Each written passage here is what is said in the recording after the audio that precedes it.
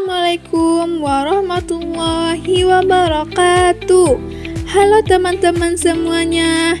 Nah, hari ini kita akan belajar mengenal bencana alam, yaitu bencana gempa bumi. Apa itu gempa bumi? Gempa bumi adalah peristiwa bumi bergetar akibat pergerakan atau pergesekan lapisan batuan pada kulit bumi secara tiba-tiba akibat pergerakan lempeng tektonik. Perlu teman-teman ketahui, ada banyak sekali macam-macam gempa.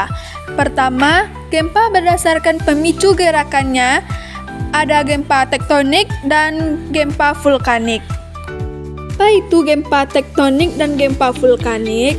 Gempa tektonik adalah gempa yang disebabkan oleh pergerakan lempeng tektonik. Sedangkan gempa vulkanik adalah gempa yang disebabkan oleh aktivitas Gunung Merapi. Gempa tektonik hanya akan terjadi di sekitar batas lempeng bumi, sedangkan gempa vulkanik hanya terjadi di sekitar Gunung Merapi. Getaran yang dirasakan pada gempa bumi tektonik disebabkan terjadinya tabrakan atau patahan lempeng akibat pergerakan lempeng bumi.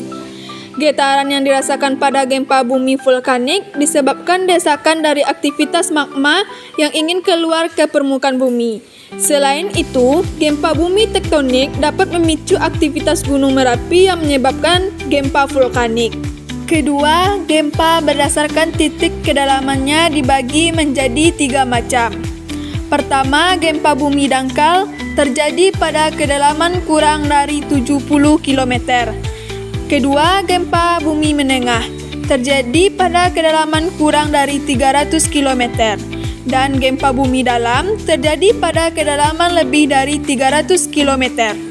Semakin dangkal suatu gempa bumi, maka efek guncangan yang dirasakan semakin hebat.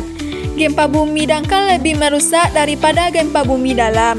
Hal ini disebabkan gempa bumi dalam mengalami pelemahan energi akibat jarak yang jauh sehingga tidak terlalu terasa getarannya.